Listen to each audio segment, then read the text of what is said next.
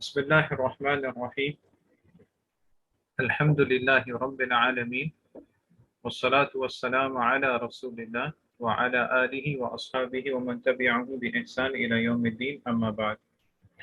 جی بلوغ المرام میں کتاب الطہارہ باب العانیہ چل رہا تھا، اور پچھلی دفعہ الحمدللہ گفتگو کچھ اس پہ ہو گئی تھی کہ یہ جو برتنوں میں جیسے پچھلے زمانے میں چمڑے استعمال کیا کرتے تھے جس کو مشکیزہ بولتے ہیں، تو اس زمانے میں ان کے مشکیزے بنائے جاتے تھے، تو اس کے اوپر بات ہو گئی تھی کہ جو جانور ہے اس کے چمڑے سے جب اس کے چمڑا لے کے جب ایک مشکیزہ بنا لیا جاتا ہے تو پھر وہ اس سے انسان فائدہ اٹھا سکتا ہے کہ نہیں اٹھا سکتا ہے. تو یہ بات ہم نے دیکھی تھی کہ اگر معقول اللحم جانور ہو اور اس کو ذبح کیا ہو تب تو اس میں کوئی حرج کی بات نہیں ہے، اس میں کسی کا کوئی اختلاف نہیں ہے انشاءاللہ کہ اس کے چمڑے سے آپ لے کے مشکیزہ بنا لیں اور اس کو آپ چاہے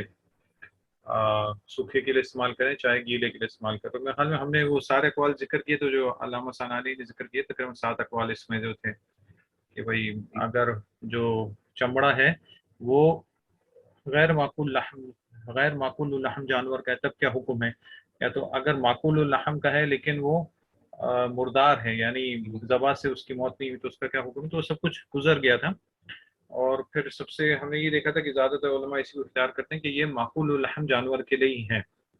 یہ جس طرح اس حدیث سے پتہ چلتا تھا جو یہ حضرت میمونہ رضی اللہ عنہ کی حدیث گزری جس میں بھی معقول اللحم جانور کا ذکر ہے، یعنی بکری جو مر گئی تھی اس کو وہ گھسیٹ رہے تھے تو وہ اسی کے لیے کہا تھا کہ یہ اس کا اگر تم چمڑا لے لے تو انہوں نے کہا کہ رسول یہ تو مردار ہے، میتہ ہے. آپ نے فرمایا کہ وہ جو طاہر الماء والقرض یعنی جو ان کا ایک خاص قسم کا طریقہ ہوتا تھا جسے دباغت کہتے تھے، دباغت دینے سے وہ چمڑا پاک ہو جائے گا. تو عام طور پہ علماء کی یہی رائے ہے کہ دباغت سے صرف معقول اللحم جانور جو کہ زکوٰۃ کے بغیر مرا ہو تو اسی کا چمڑا پاک ہوگا، غیر معقول اللحم. لیکن وہ 7 اقوال ہیں. پھر ہم نے آخر میں بھی ذکر کیا تھا کہ یہ فروعی مسائل ان میں اختلاف جو ہے وہ فہم کی وجہ سے حدیث کی وجہ سے ان سب چیزوں کی وجہ سے ہوتا ہے. تو اگر کوئی شخص اپنے موقف پہ ہے اس کو صحیح سمجھتا ہے تو پھر اس کے ساتھ اتنی سختی اختیار کرنا کہ بھئی یہ نہیں کسی کو اختیار کرے یہ صحیح نہیں ہے، کیونکہ کچھ ایسے مسائل ہوتے ہیں جہاں پہ اختلاف جو ہے وہ معتبر ہوتا ہے جس طرح فروعی مسائل ہے. لیکن کچھ ایسے مسائل ہیں جیسے عقیدے کے مسائل ہیں وہاں پہ اختلاف معتبر نہیں ہوتا ہے. اور صحابہ کرام میں بھی عام طور پہ عقیدے میں اختلاف نہیں تھے، جو چھوٹے مسائل ملتے ہیں اس میں بھی اتنا وہ اختلاف اتنا کوئی سخت نہیں ہے. لیکن فروعی مسائل میں صحابہ میں بھی آپس میں اختلاف ہوتا تھا، لیکن وہ ہر ایک دوسرے کی رائے کی قدر کرتے تھے کیونکہ ہر جو مجتہد ہوتا ہے وہ اپنی طرف سے کوشش کرتا ہے. تو یہ اس کا ہلکا پھلکا وہ تھا مراجع جو ہم نے پچھلے دفعہ دیکھا تھا. وہ 7 اقوال تھے وہ تو ہم مراجعہ نہیں کر سکتے، بس وہاں کر سکتے ہیں. تو آگے بڑھتے ہیں انشاءاللہ. حدیث ابی سالبہ الخشنی رضی اللہ عنہ کی، جی یہاں سے پڑھیں گے. ونبی ثعلبۃ الخشنی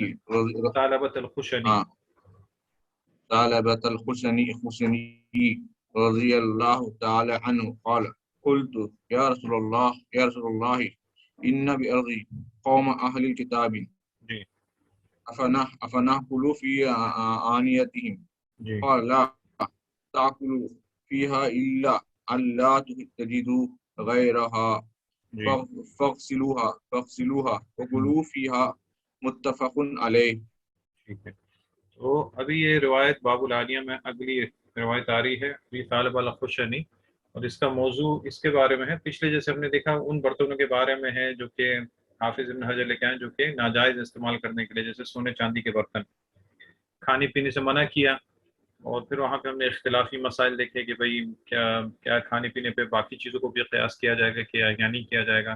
اسی طرح یہ جو معقول اللحم ہو جو مردار ہو جائے یا غیر معقول اللحم ہو تو دباغت سے کیا اس کا چمڑا پاک ہو. تو یہ سارے برتنوں کی بات یہاں پہ آ رہی ہے. یہاں پہ بھی برتنوں کی بات، یہاں پہ ابھی ان برتنوں کی بات ہو رہی جو کہ مسلمانوں کی نہیں بلکہ غیر مسلمانوں کی اور خاص طور پر اہل کتاب کی ہوں. اہل کتاب کے بارے میں بات ہوئی.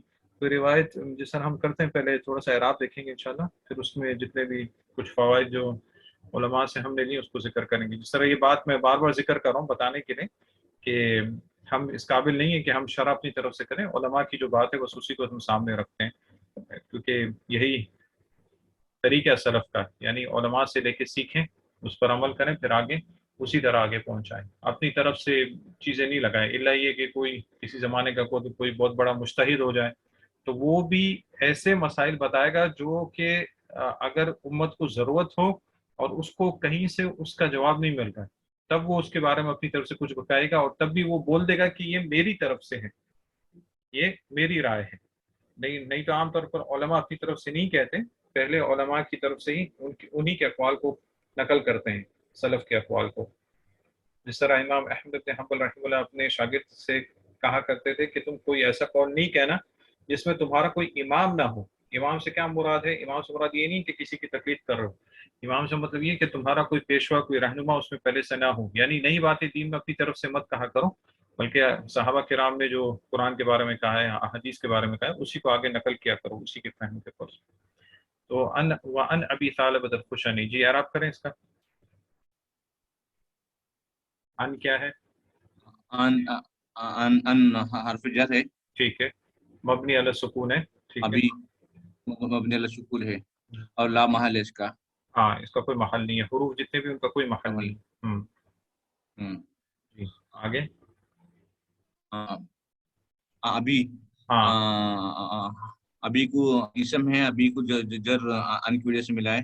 ہاں یہ مجرور ہے، اسم ہے، مجرور ہے. مجرور ہے. ٹھیک ہے. اور جر کی علامت؟ جر کی علامت یا پہ سکون. نہیں. ان ابھی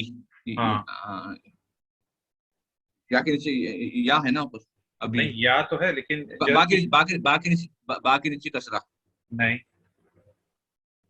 ان ابھی جر کی علامت کیا ہے؟ یہ جزم؟ نہیں، جزم نہیں. جزم کیسے ہو سکتی ہے؟ جزم تو کہیں نہیں آتی ہے. جزم نہیں آتا. فتح آتی ہے، فتح علامت آتا ہے. ہاں. لیکن یہاں پہ کیا ہے؟ یہاں پہ اعراب بالحروف ہے، اعراب بالحرکات نہیں ہے. کون سا حرف نائب بنا ہے؟ یہ حروف ہے. ہاں، کون سا حرف بنا ہے نائب؟ یا. ہاں یا. کیوں یا نیابتاً عن الکسرہ؟ کیوں انل کسرہ ہے؟ یا نیابتاً عن الکسرہ. کیوں ایسا کیوں؟ کیونکہ یہ کون سی کیٹیگری میں سے ہے؟ یہ مضاف جار مجرور ہو رہا نا. نہیں، جار مجرور تو ٹھیک ہے، ان جار ہے، ان جار ہے، اور ابھی اسم مجرور ہے. یہ جی یہ 5 حروف ہے نا. یہ آ چکا ہے، پہلے بہت دفعہ آ چکا ہے.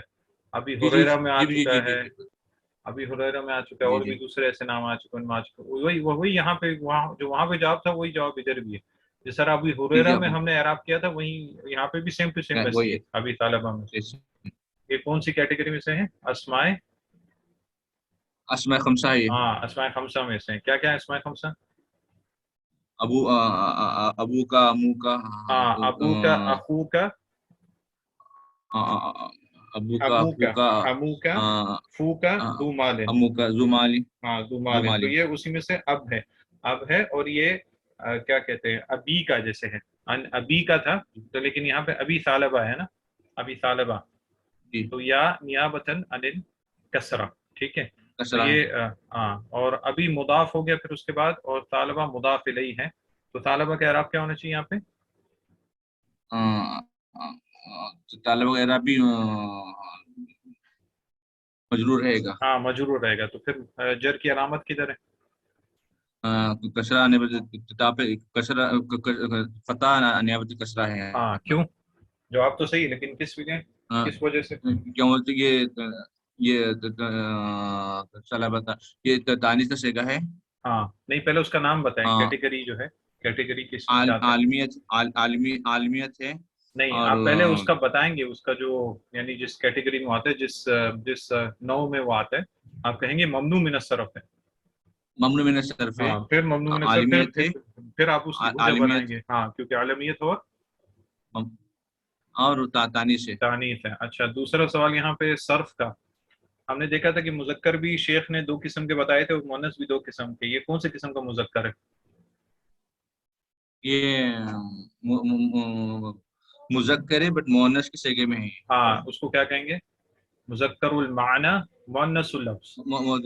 مؤنث لفظ. ہاں کیونکہ اس میں تانیث کی علامت جو تا ہوتی وہ ہے، لیکن یہ ایک ایک ایک ایک شخص کا نام ہے جیسے نا طالبہ، یعنی مذکر المعنی. جس طرح ہم نے مثالیں دیکھی تھی حمزہ کی، حمزہ کے آخر میں تا ہے، اسی طرح طلحہ ہے. یہ سب مذکر المعنی ہے اور مؤنث اللفظ. اور دوسری قسم کیا ہے؟ مذکر اللفظ اور مذکر المعنی، جو کہ عام طور پہ ٹھیک ہے. ہاں تو یہ بھی مجرور ہے لیکن جر کی علامت فتح نیابتاً انکسر، جس طرح ابوی عن ابی ہریرہ کہہ رہا تھا اسی طرح ابی طالب کہہ رہا ہے. ٹھیک ہے. یہ آپ وسلم کے صحابی رسول ابی طالب الخشنی، خشنی جو ہے یہ ان کی نسبت ہے. اس میں جو یا ہے آخر میں اسے کیا کہتے ہیں؟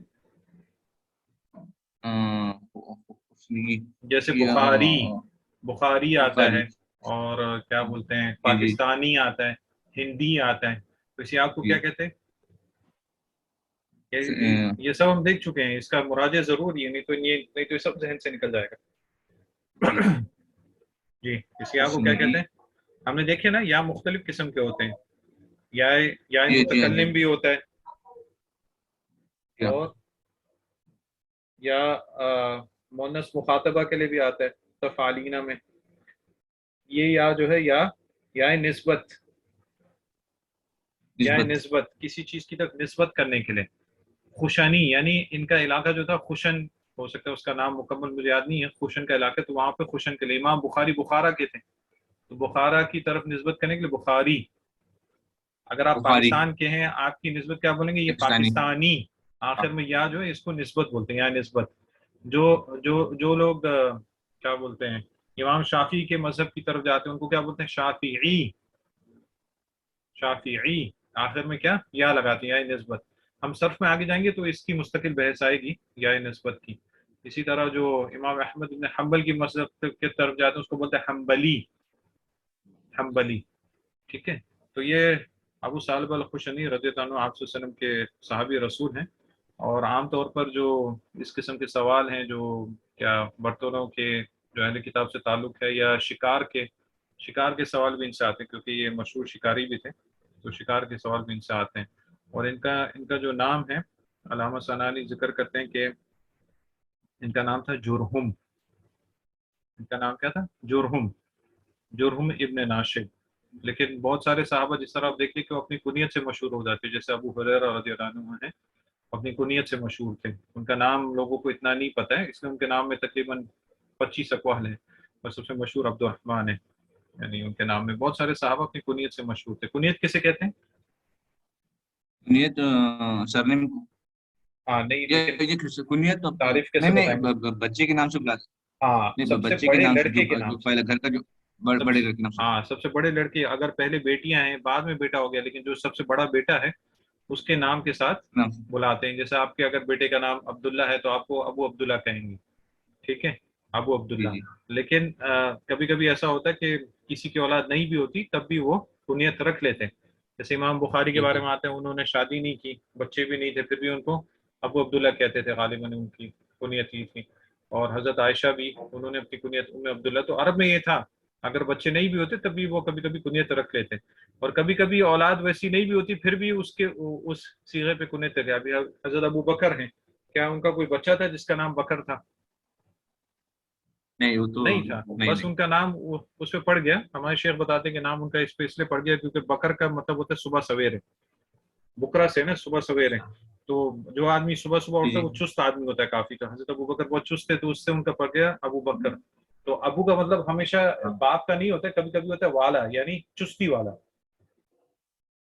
جس طرح حضرت علی رضی اللہ عنہ ایک دفعہ غالباً ناراض تھے، حدیث میں آتا ہے، تو جا کے مسجد میں میرے خیال میں لیٹے تھے اور تھوڑی مٹی بھی ان کو لگ گئی تھی. تو آپ سے سموں کے پاس آئے تو آپ نے ان سے کہا قم ابو تراب، قم ابو تراب یعنی مٹی والے اٹھ جاؤ. ادھر یہ نہیں بولیں گے کہ مٹی کے باپ، مٹی والے اٹھ جاؤ.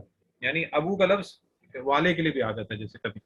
تو ابھی طالب والا خوشانی ٹھیک ہے. اور علامہ ثنانی رہتے ہیں، ان کے علاقے کا نام خوشین کی طرف ہے، تو اس لیے خوشنی ان کے نسبت وہاں پہ.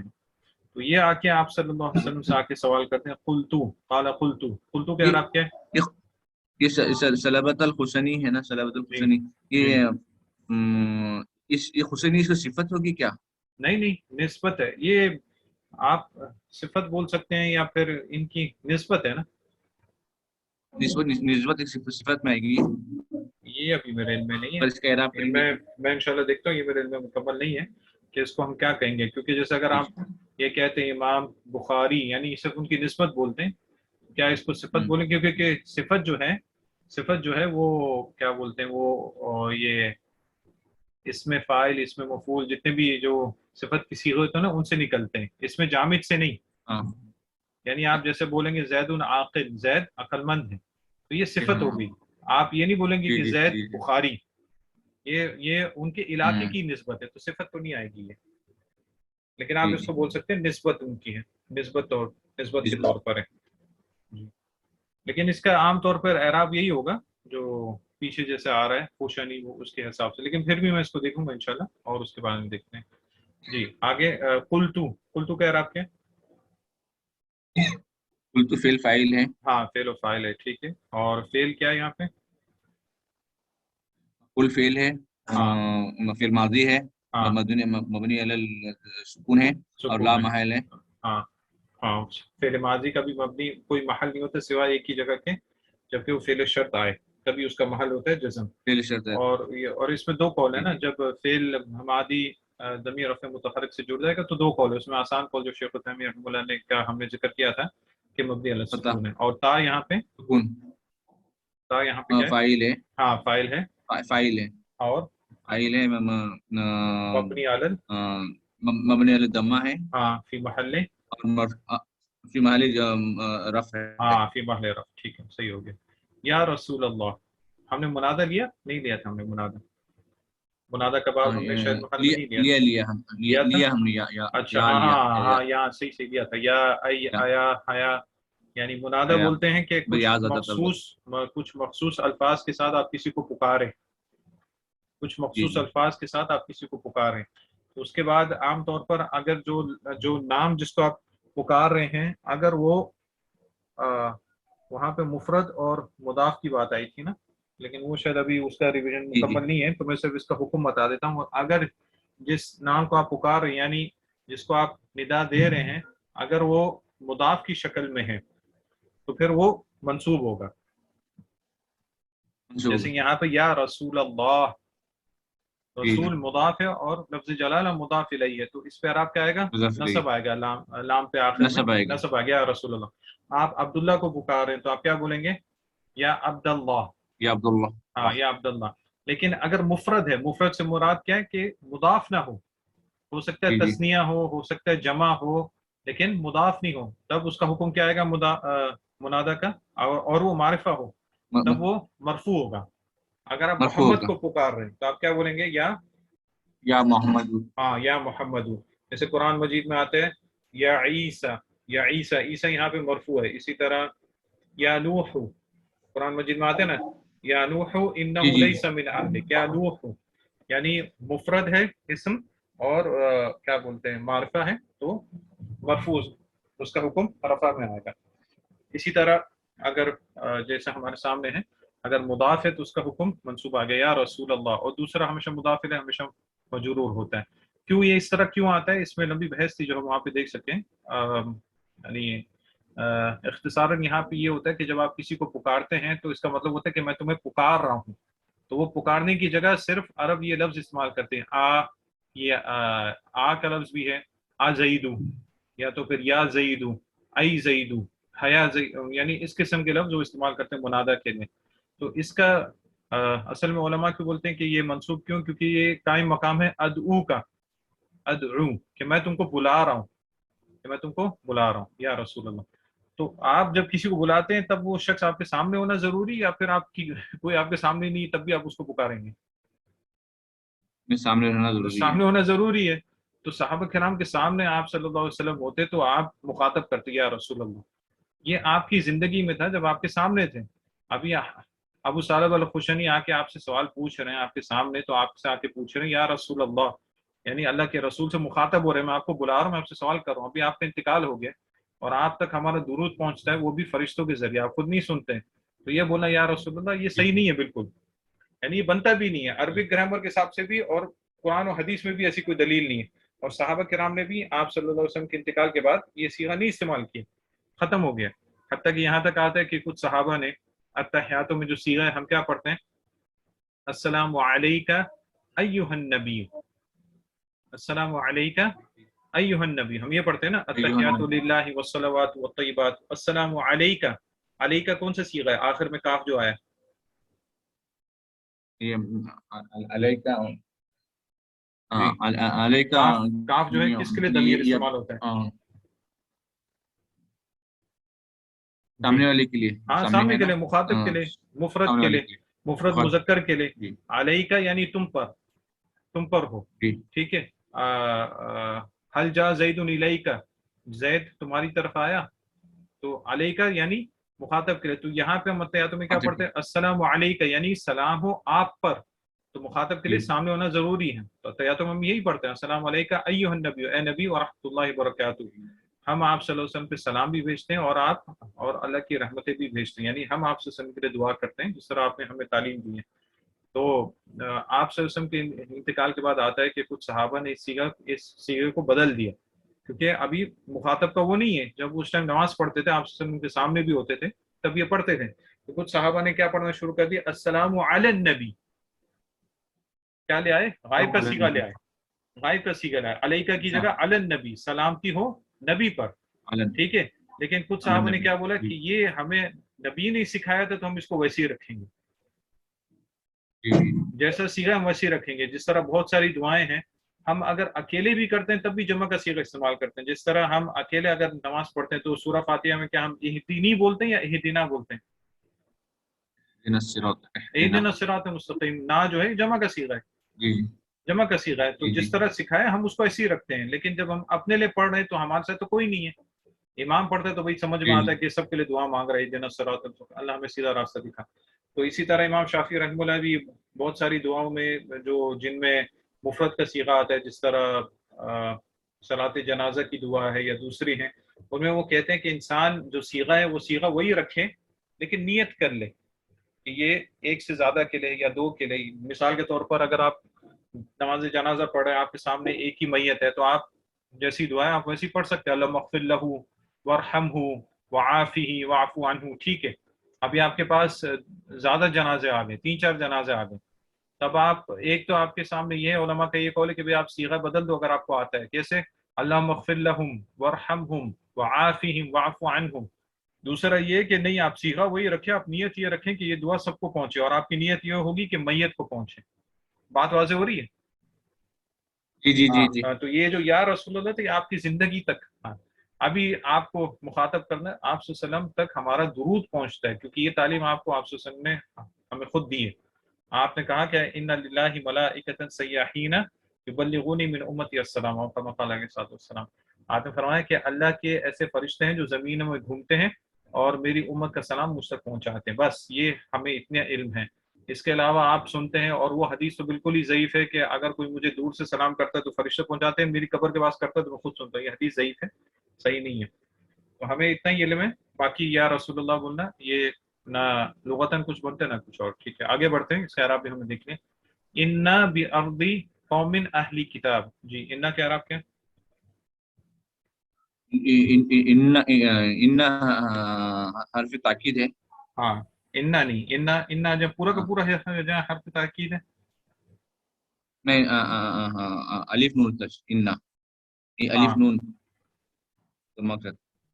ہاں ہاں الف اور نون مشددہ جو ہے وہ ہے، وہ ہے ان، جی، اور اس کے ساتھ جو نا ہے الف جو ہے وہ کیا ہے، انا ہے نا، یہاں پہ انا نہیں ہے، وہ انا انا لکنہ لیتا ہے، یہاں پہ انا ہے، تو یہاں پہ کیا ہے، انا ہے، ہاں جی کیا ہے، انا یہاں پہ جی کیا بن رہا ہے، یہ عام طور پر ہم لوگ جو، نہیں تسنیہ نہیں، عام طور پر ہم لوگ جب قرآن بھی پڑھتے ہیں نا تو ہم اس پہ غلطی کرتے ہیں، ہم لوگ انا کو بھی انا پڑھ دیتے اور انا کو بھی، جس کو کھینچنا ہے اس کو بھی انا پڑھ دیتے ہیں، حالانکہ اس میں دو جی لفظ ہیں، وہاں پہ ایک لفظ ہے، یہاں پہ دو لفظ ہیں.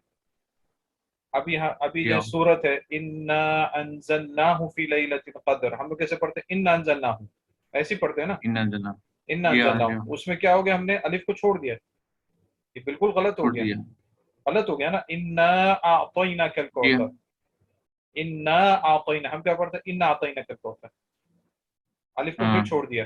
اصل میں یہ جی کیا جی تھا؟ جی یہ تھا انا اور نا، انا اور نا. انا جو ہاں انا اچھا اور نا، نون اور الف. انا جو ہے وہ حروف جو ہیں مشبہ بالفعل جو ہم نے سیکھے تھے سارے، جو کہ تاکید کے لاتے، انا لکنہ، اور ان کا کام کیا ہوتا ہے؟ یہ اسم کو نصب دینا ہاں اور خبر کو رفع کرنا. ہاں، رفع دینا ان کا کام ہے. ٹھیک ہے، تو انا جو ہے اس میں نون مشددہ ہے اور اس کے ساتھ ہے نون اور الف، تو اصل میں لفظ کیا بنتا تھا؟ اننا، اننا اچھا اننا، اننا ہاں اننا. لیکن ہم جب کیا بولتے ہیں اجرمیہ پڑھے تھے، ہم نے اس میں یہ جو بحث آئی تھی، ہم نے دیکھا تھا کہ عام طور پر اتنے نون جمع ہوتے تو عرب اس کو ایسی حذف کر دیتے، اس کو کیا کرتے ہیں؟ حذف کر دیتے. اسی طرح انی جب آتا ہے تو انی میں اصل میں کیا؟ اننی. اور آپ دیکھیں گے کہ اننی قرآن میں کہیں کہیں پہ یہ آتا بھی ہے، وقالو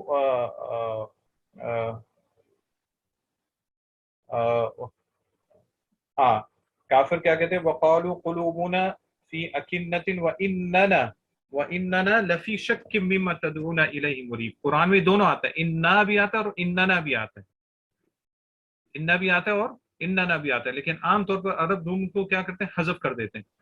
تو اننا کا کیا مطلب بنتا ہے؟ اننا بے ہاں، شک نہ ہمارے لیے بے ہاں شک جمع ہم، کیسے گا یہ بے شک ہم، ہم ہاں بے شک ہم. ہم اور اگر آپ نہ ہم ہٹا دیں، صرف انا رہے تو صرف انا رہ گیا، یعنی تاکید کا صیغہ. تو جو شخص یہ پڑھتا ہے انا جی جی انزلناہ فی لیلۃ القدر، یعنی بے شک نازل کی لیلۃ القدر کا، یعنی نہ چلا گیا، بے شک ہم نے نازل کی، یعنی اللہ رب العزت نے، انا بے شک ہم نے نازل کی لیلۃ القدر پر، اور انا اعطینا بے شک ہم نے آپ کو عطا کیا کوثر. اگر آپ صرف پڑھیں انا اعطیناک الکوثر، الف ہٹ گیا ادھر سے، الف کو ہم نے نہیں پڑھا، ہم نے کیسے کیا پڑھا؟ انا ہاں اعطیناک الکوثر. اصل میں کیا تھا؟ اننا، لیکن عرب عام طور پر نون کو حذف کر دیتے ہیں. اسی طرح اننی جب آتا ہے اس میں بھی کیا بولتے ہیں؟ نون کو عام طور پہ حذف کر دیتے ہیں، ایک نون کو، کیونکہ تین نون جمع آ جاتے ہیں. جس طرح ابراہیم علیہ السلام نے اپنی قوم سے، اپنے والد سے کہا تھا کہ اننی براء مما تعبدون، کیا تھا وہاں پہ؟ اننی. لیکن عام طور پہ آپ کو ملے گا اننی انی، انی کہ بے شک میں. ٹھیک ہے، واضح ہو گیا. تو یہاں پہ انا جی کا جی اسم کیا ہے؟ ان کا اسم نون ہے نہیں نہیں، اس کا جو نام آپ کو بتانا پڑے گا، نام کیا ہے؟ اسم انا ہے، نون ہے نا، اسم انا ہے. نہیں، نون نہیں ہے، نون تو ایک حرف ہو گیا صرف. یہاں پہ جو اسم ہے وہ ایک اسم ہے، نون صرف حرف ہے. اس کا جی اسم کیا حرف ہے؟ ہے حرف جو ہے انا کا اسم نہیں بن سکتا ہے، کیونکہ اس کا کوئی محل ہی نہیں، اس کا اعراب ہی جی نہیں آتا، یہ اسم ہے ادھر. انا کا اسم جی کیا جی ہے؟ ضمیر متکلم نا، زمین ضمیر نہ متکلم جو کہ کیا ہے؟ نا، نون اور الف ہے، ضمیر نہ متکلم. ہے اور ضمائر جتنے بھی وہ اسم ہے. اور اس کا اعراب اسم کیا ہے؟ مبنی علی السکون فی محل فی محلی فتح ہاں فتح ہے نصب، فی یہ محل نصب، نصب فی محل نصب. تو یہ اصل میں کیا تھا؟ اننا تھا، لیکن عرب عام طور پہ نون کو حذف کر دیتے کیونکہ زیادہ نون ایک ساتھ جمع ہو جاتے ہیں اس لیے. لیکن قرآن مجید میں آپ کو دونوں ملیں گے، اننا بھی اور انا بھی، دونوں کا ایک ہی معنی ہے. لیکن اگر الف نہیں ہے، اس کا مطلب صرف انا ہے، جو کہ حرف تاکید جو کہ جس کے لیے استعمال ہوتا ہے. ٹھیک ہے، اس کی خبر کدھر ہے؟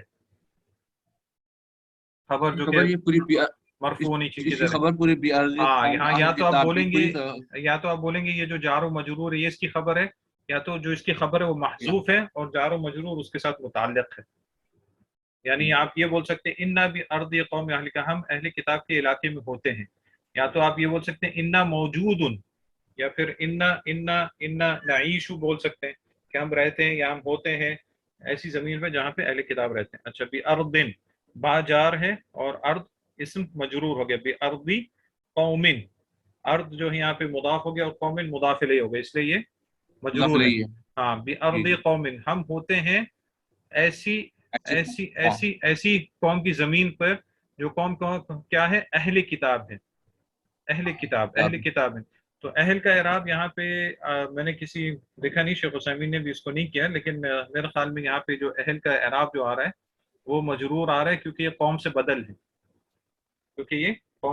ہے، یعنی یہ قوم کیا ہے، اہل کتاب، اور بدل اور مبدل کا اعراب ایک ہی ہوتا ہے. ایک ہی رہتا ہے. ٹھیک ہے، تو مبدل آ رہا ہے اس سے، لیکن بدل آ رہا ہے، لیکن پھر یہ پھر سے مضاف ہے اور کتاب کی طرف مضاف ہے، اہلی کتاب ہے.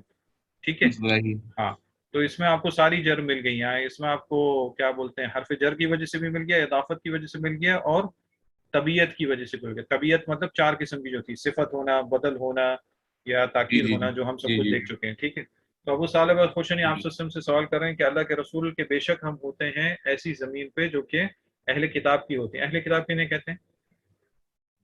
یہ یہودی اور نصارہ کو. ہاں، یہودی اور نصارہ، یہ دونوں ہیں، باقی نہیں. کچھ علماء کہتے ہیں کہ مجوسی بھی ہیں، لیکن صحیح بات زیادہ یہ علماء نے اختیار کی کہ اس سے یہود و نصارہ مراد ہے، جنہیں کتابیں دی گئی تھی، اور انہی کا جو ذبیحہ ہے وہ ہمارے حلال ہے، ان کے علاوہ نہیں. ان کے علاوہ جو جتنے بھی کافر ہو، مشرک ہو، مجوسی ہو، جو بھی اور کسی بھی کے دین کے ہو، ان کا جو ذبیحہ ہے، یعنی جو ذبح کرتے ہیں، وہ ہمارے حلال نہیں. صرف اہل کتاب کا ذبیحہ ہمارے حلال ہے، جو کہ یہود و نصارہ ہے. تو ہم ایسی جگہ پہ ہوتے ہیں. تو سوال کیا، افنأکل فی آنیتہم، افنأکل کیا مطلب ہے افنأکل کا؟ جی، اس کا تو مطلب کر سکتے ہیں. ہاں، کیا ہم لوگ ایک سوال حمزہ سوال کے لیے ہے. ہاں ٹھیک ہے. اور ناکل کیا ہم لوگ ناکل کیا ہم کھا سکتے ہیں؟ ہاں، کیا ہم کھا سکتے ہیں؟ ہاں، ان کے برتنوں میں. ان کے برتنوں میں. ٹھیک ہے، بس صحیح ہے. اسی طرح آپ انشاءاللہ آہستہ آہستہ معنی بھی واضح ہوتا رہے گا کہ ہم کھا سکتے ہیں ان کے برتنوں میں. ناکلو کا اعراب کیا ہے؟ ناکل مرفوع ہے. ہاں، سب سے پہلے اس کی نوعیت بتایا کریں کہ اسم ہے، فعل ہے، یا حرف ہے. ناکلو فعل فاعل دونوں ہے ناکلو میں. نہیں، پہلے آپ بولیں گے کہ فعل مضارع ہے. فعل مضارع. ہاں، فعل مضارع ہے، مرفوع ہے، اور رفع کی علامت مرفوع ضمہ ہے، ظاہرہ. ضمہ ظاہرہ ہے. ہاں، اور فاعل اس کا فاعل اس کا نحن، تقدیرا نحن. نحن. ٹھیک ہے، جو کہ ناکلو سے پتہ چلتا ہے، وہ صرف سمجھانے کے لیے علماء نے اس کے لیے بتایا. ٹھیک ہے، کیا ہم کھائیں؟ فی کا تو اعراب ظاہر ہے، یعنی اس میں جر آنیتہم، آنیہم یعنی ان کے برتن. آنیہ کس کی جمع ہے؟ آنیتہم. آنیہ کی جمع آنیت. نہیں، آنیہ جمع ہے، اور اس کا وہ کیا مفرد کیا ہے؟ آنیت. انا. ہاں، انا کی جمع آنیتہم. ہم کی ضمیر کس کی طرف لوٹتی؟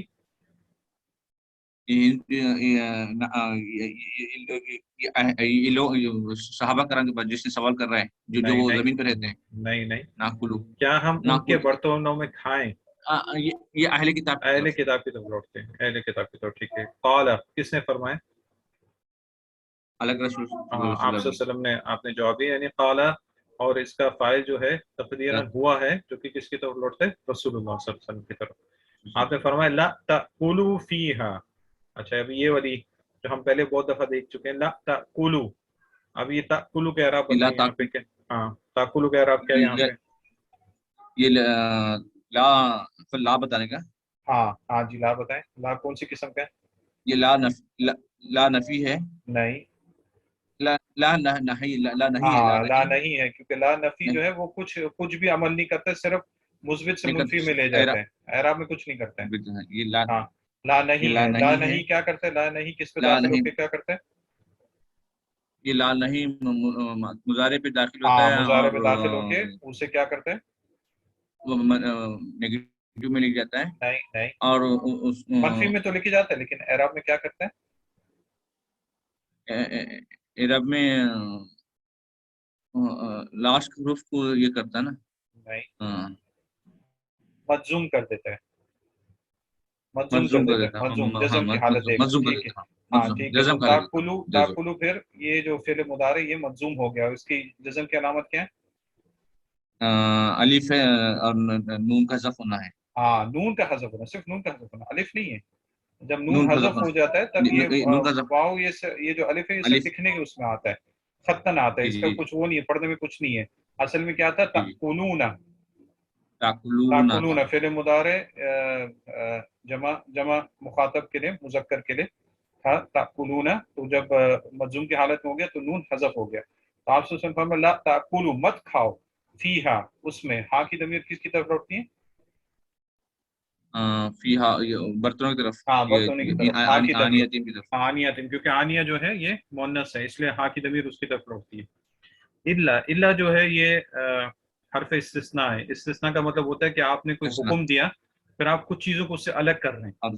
جس طرح ہم یہ دیکھ چکے ہیں پہلے بھی کہ جال قوم الا زید، ہاں، ما جانی الا زید، یہ سب ہم دیکھ چکے ہیں استثناء. تو الا ہے، غیر ہے، اسی طرح سوا ہے، سوا ہے. ہاں جی وقت ختم ہو رہا ہے، بس دیکھ لیتے ہیں جتنا ہو جاتا ہے انشاءاللہ. الا اللہ تجیدوا غیرہا، الا یہ کہ اللہ تجیدوا، ٹھیک ہے، اللہ کہ تمہیں نہیں ملے، غیرہ اس کے علاوہ، یعنی ان برتنوں کے علاوہ تمہیں دوسرے نہیں ملے. اچھا تجیدو کا اعراب بتائیں. تجیدو بھی تاکلو کے جیسا ہے، تاکلو کے جیسا ہے. کیسے مطلب اس کی ذرا کس طرح مرفوع ہے؟ نہیں، مرفوع کیسے ہوگی؟ یہاں پہ بھی